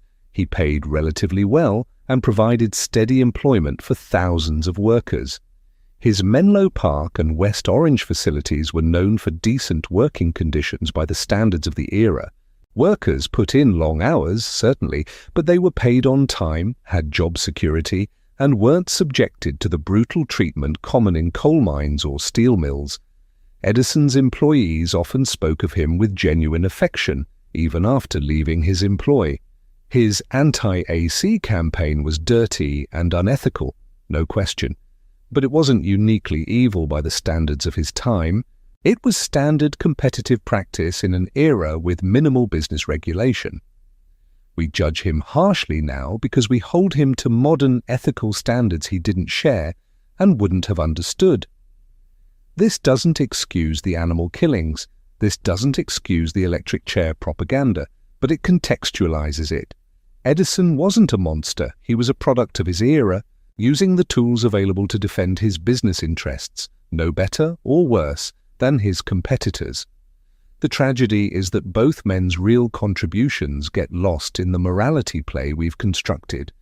Tesla's brilliance in theoretical physics and electrical engineering gets overshadowed by mythology about his victimhood. Edison's genuine innovations in industrial research and commercial development get dismissed because we've decided he was just a businessman who stole credit. Neither characterization is accurate. Both men were brilliant in different ways. Both made foundational contributions to modern technology. Both had serious character flaws. Both made strategic mistakes that damaged their legacies. The war of currents wasn't good versus evil. It was two different visions of technological development in conflict. Edison's approach: build infrastructure with existing technology, maintain control, improve incrementally. Tesla's approach: develop superior technology first, build infrastructure around it, let theoretical advantage drive adoption. Both approaches have merit, both have limitations. In this case, Tesla's approach won because AC was genuinely superior for power distribution. But that doesn't make Edison's approach wrong in principle. There are scenarios where incremental improvement of existing technology beats waiting for revolutionary alternatives. The modern tech world uses both approaches, incremental updates to existing products, plus occasional revolutionary innovations that change entire industries. We need both. Edison and Tesla represented both. They weren't opposing forces, they were complementary approaches in conflict because of business competition and personality clashes. But we can't sell that story, it's too complex. It doesn't provide clear heroes and villains. It requires understanding nuance in an era that rewards simplified narratives. So we get Tesla the saint and Edison the villain, endlessly recycled, endlessly simplified, endlessly wrong.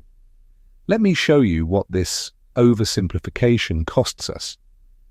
In 2016, a Tesla enthusiast in Arizona installed a Tesla coil in his backyard without proper shielding or safety measures. He was demonstrating wireless power transmission, trying to recreate Tesla's experiments.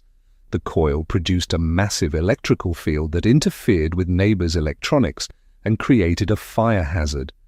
When local authorities shut him down, he claimed he was being persecuted like Tesla was, that the government was suppressing free energy technology, that he was fighting against corporate interests who wanted to keep power expensive.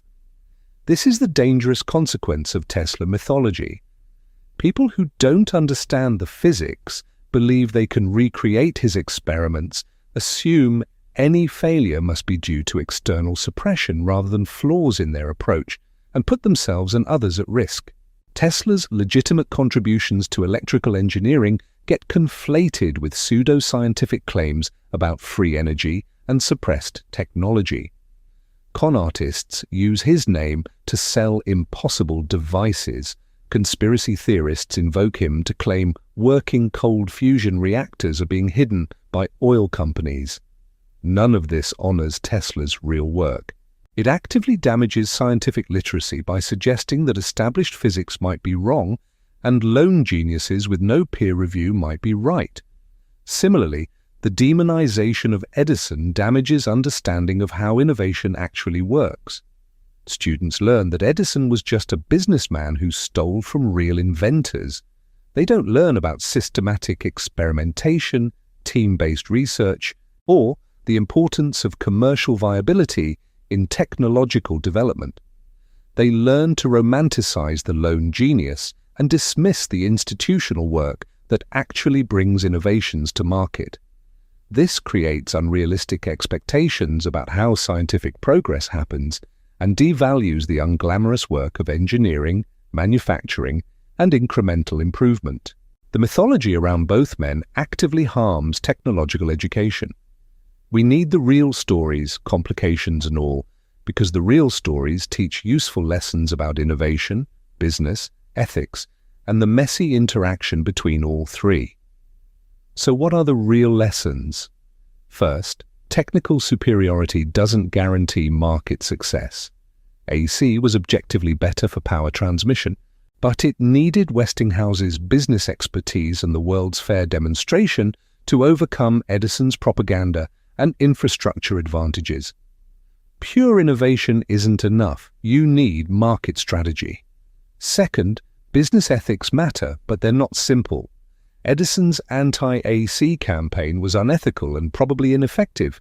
It damaged his reputation without actually stopping AC adoption. Dirty tactics can backfire, especially when you're defending inferior technology, but ethical business practices alone don't guarantee success either. You need good technology and good ethics. Third, personal relationships affect technological development.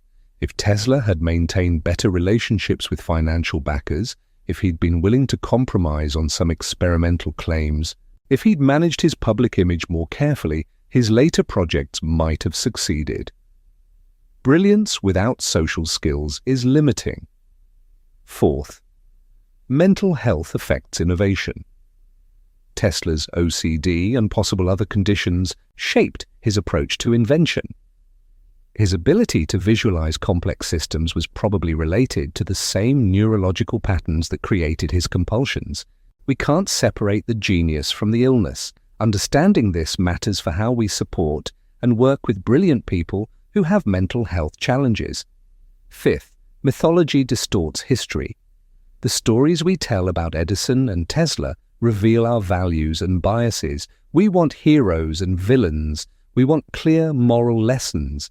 But history is messy and complicated. Simplifying it makes the stories more satisfying, but less true and less useful. These lessons are harder to digest than Edison bad, Tesla good. They require thinking about trade-offs, accepting ambiguity, recognizing that people are complicated, but they're the lessons that actually matter if you want to understand how innovation happens, how businesses compete, and how technology shapes society. The war of currents wasn't about two men, it was about two systems, backed by different business models, competing for infrastructure control in an emerging industry. The personal conflict between Edison and Tesla was real but secondary to the larger economic and technical forces at play. AC won because it was better suited to the specific problem of long-distance power transmission. If the primary need had been local generation and distribution, DC might have won. The technology that succeeded was the one that matched market needs, not the one championed by the better person. This is how technological development actually works, not through the triumph of virtue over greed, but through the messy interaction of technical capability, market demand, business strategy, regulatory environment, and random chance. Niagara Falls became the decisive demonstration, not because AC was abstractly superior, but because that specific application required long-distance transmission. If electricity had mainly been needed for local industrial use, DC's advantages in motor control might have made it the winner. The timing mattered too. AC won in the 1890s if the confrontation had happened a decade earlier, before Tesla's polyphase system matured. DC might have become so entrenched that replacing it would have been economically impossible. If it had happened a decade later, after more development of both systems, the outcome might have been different. History isn't inevitable. The war of currents could have gone either way depending on countless small factors. We know AC won, so we retrospectively construct a narrative where AC victory was inevitable because of its technical superiority. But that's not how it felt. to people living through it. For Westinghouse and Tesla, success was uncertain until the very end. For Edison, defeat wasn't obvious until after Niagara. The story we tell makes it seem predetermined, but the people involved didn't know how it would end. This is the final crack in the mythology. We've taken an uncertain, contingent historical process and turned it into a morality play with a predetermined outcome. We've stripped away the agency, the uncertainty, the possibility that things could have gone differently. The real story is more interesting precisely because the outcome wasn't guaranteed. Both sides had genuine chances to win, the competition was real, the stakes were enormous, the uncertainty was authentic. But uncertainty doesn't make for satisfying stories. We want to know that justice prevailed, that the better technology won, that merit triumphed over manipulation. We want the universe to make sense. The truth is messier. AC won primarily because it matched market needs better, secondarily because Westinghouse had better business strategy than Edison in this particular competition, and partly because of fortunate timing with the World's Fair and Niagara contracts. Merit mattered, but so did luck and circumstance. Edison's propaganda campaign failed not because people saw through it, but because the World's Fair demonstration was so overwhelming that fear couldn't overcome direct experience. If that demonstration had been less successful, if there had been a major accident, public perception might have swung the other way despite AC's technical advantages. Tesla's contributions were essential, but so were Westinghouse's business acumen, the World's Fair organizers' willingness to take a risk on unproven technology, and the Niagara Commission's decision to trust AC for their project. No single factor determined the outcome. This is how history actually works. Multiple causes, uncertain outcomes, contingent results. The mythology flattens this complexity into simple causation. Tesla was brilliant, therefore AC won. Edison was greedy, therefore DC lost. But brilliance doesn't automatically lead to success, and greed doesn't automatically lead to failure. The relationship between personal qualities and historical outcomes is far more complicated than our stories acknowledge. So what should we take from this? Not that Edison was secretly good or Tesla was secretly bad. Not that the truth is somewhere in the middle, that comfortable refuge of false equivalence. The truth is that both men were complicated, brilliant in some ways and flawed in others, working within systems that shaped and constrained their choices. Edison built an industrial empire using methods we now consider unethical, but which were standard for his era. His contributions to research methodology and commercial innovation were enormous.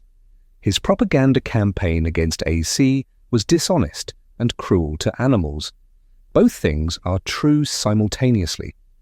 Tesla made fundamental contributions to electrical engineering that power the modern world. He also made grandiose claims he couldn't support, managed money terribly, and retreated into increasingly delusional thinking in his later years. Both things are true simultaneously. The war of currents was a brutal business competition with significant ethical lapses on Edison's side and occasional questionable behavior on Westinghouse's side. It was also a genuine technical dispute about the best way to distribute electrical power. Both things are true simultaneously. We don't have to choose. We can acknowledge complexity. We can recognize that historical figures contained multitudes, that their choices were shaped by context we can never fully recover, that their legacies are mixed, and that's okay. What we can't do, what we must stop doing, is turning them into characters in a morality play that serves our contemporary need for simple stories about good and evil. That's not history, that's mythology.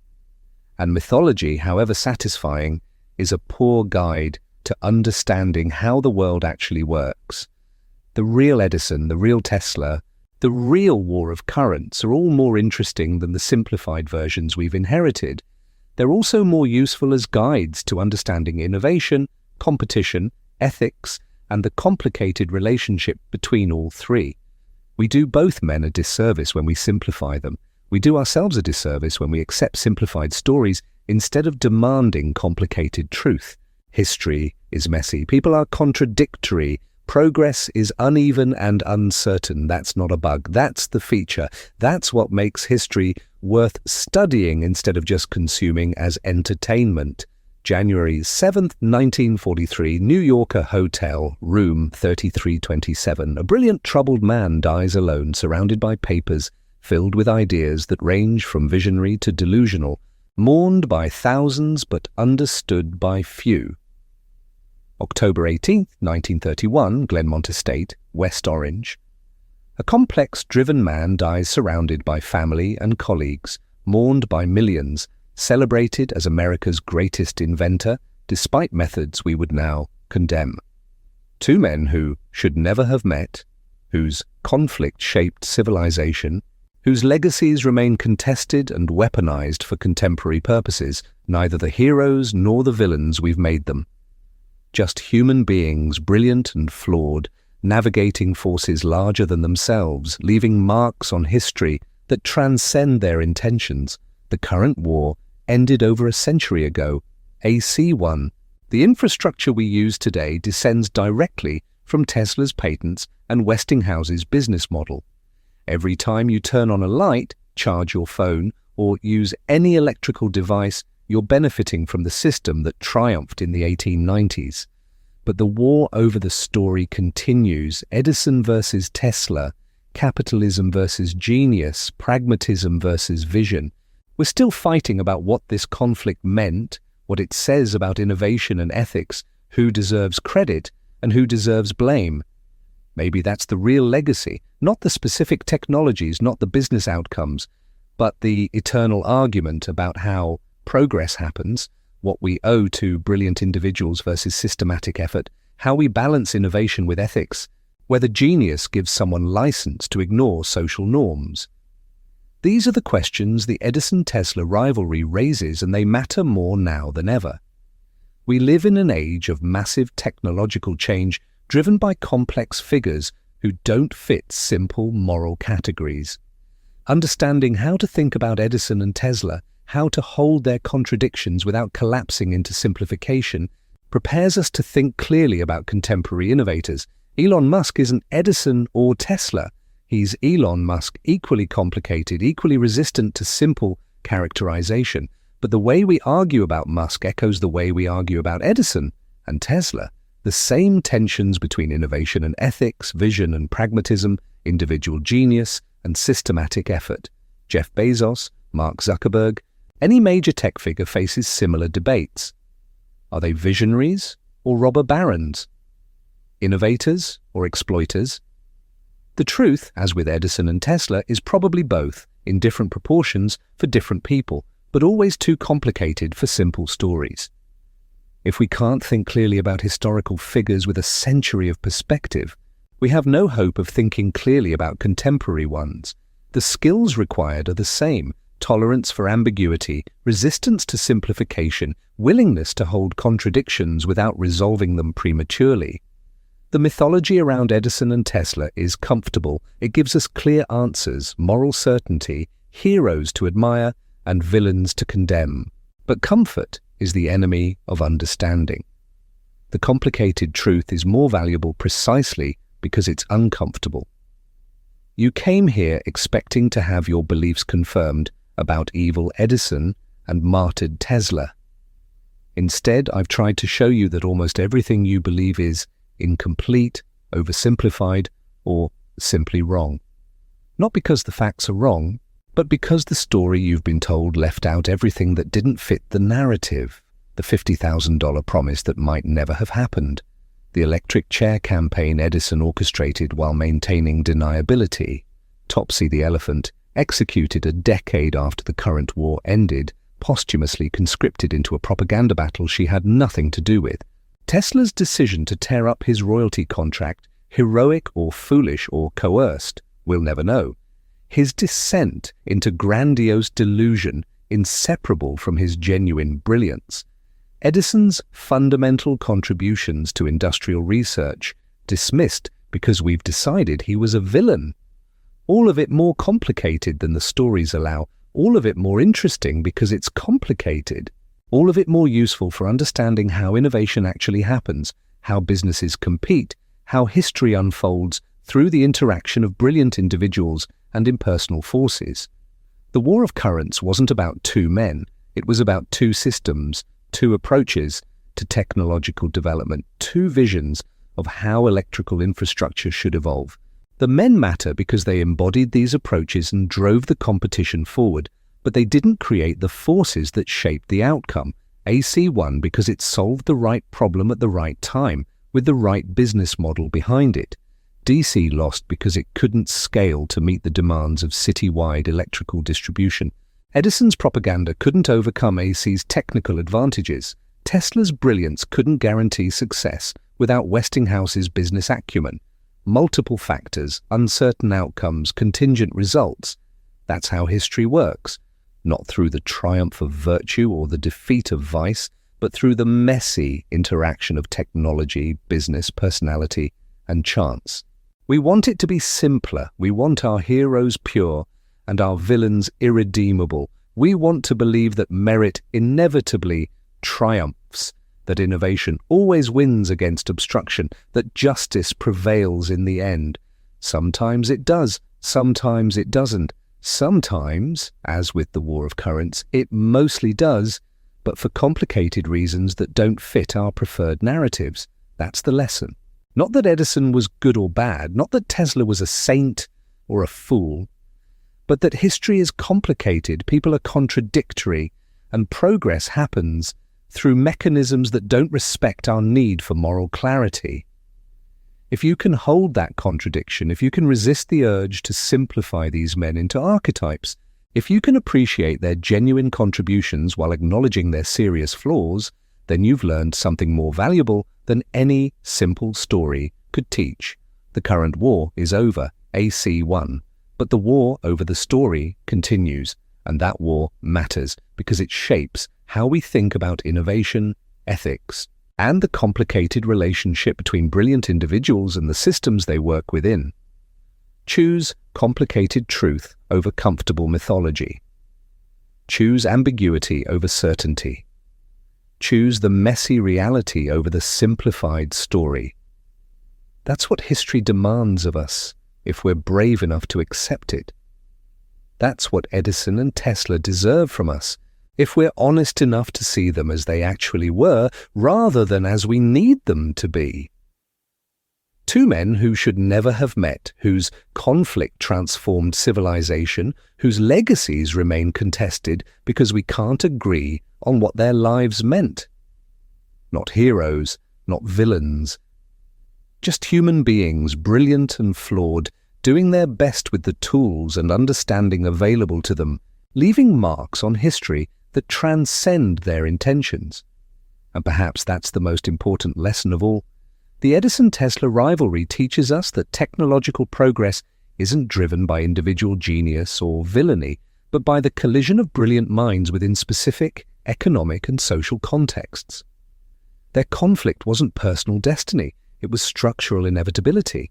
Two competing systems backed by different capital structures, fighting for market dominance in an emerging industry with no established standards. We romanticize their conflict because it gives us a simple framework for understanding complex technological change. But the real story is far more instructive. Innovation requires both theoretical breakthrough and practical implementation. It requires both Edison's systematic experimentation and Tesla's visionary imagination. It requires both the ruthless business tactics we now condemn and the idealistic altruism we celebrate.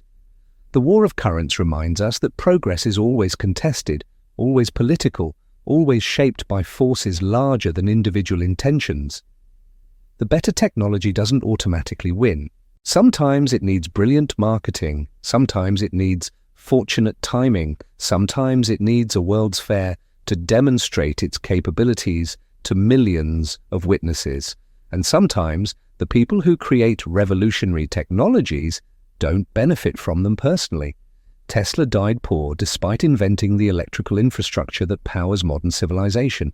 Edison died wealthy despite losing the technological battle that defined his later career.